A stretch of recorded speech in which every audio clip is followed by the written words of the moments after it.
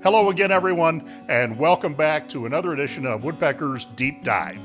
Today, we're going to take a closer look at Woodpecker's best kept secret, the Freehand Guard. This is a fantastic tool that makes freehand routing so much easier, but it doesn't get a lot of love, so we're going to give it some today. Before we get started, I'd like to ask you to hit the subscription button and the notification bell. That way you'll always know when we're coming out with another great video. Okay, let's get started. So anytime that you're working with an irregular shaped edge, normally on your router table you're using a bearing, and that bearing is what's controlling the cut.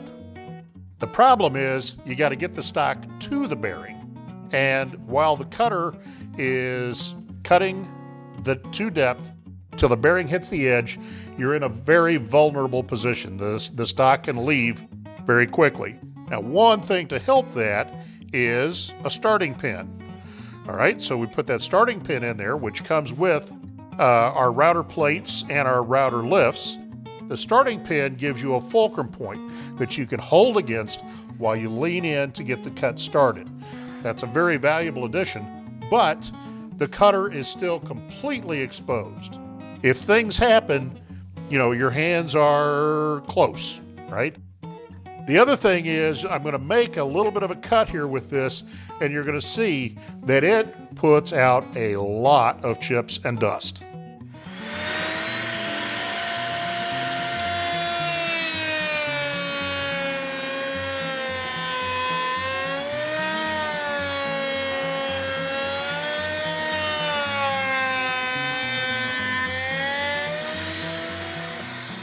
So you can see we've gone about halfway around our board and we've made a lot of mess. It's a little bit nerve-wracking working with the cutter fully exposed like that. Now, let's take a look at it with the Freehand Guard. So the Freehand Guard uses the attachment points for the starting pins to lock to the top of the router plate. And it just takes two of those. You can put it anywhere around there that you're comfortable with. This is my favorite setup.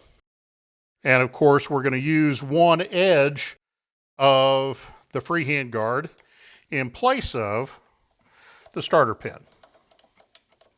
So we won't need that. Now the dust port is set up to handle pretty much any dust collecting fitting. If you're using 2.5-inch dust hose for dust collector, it'll go on the outside. If you're using a shop vac connection that's 2.25, it'll go on the inside. So it'll work with just about anything. So now we'll use this point right here as the fulcrum to start the cut.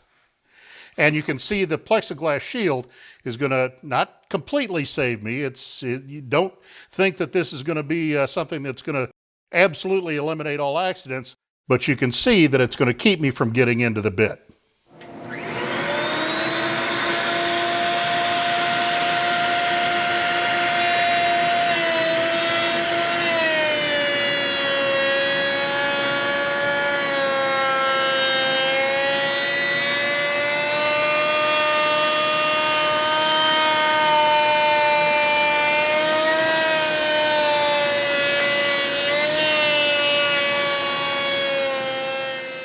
What an amazing difference in the amount of chips and shavings on the top of the table using the Freehand Guard compared to the cut that we made without it.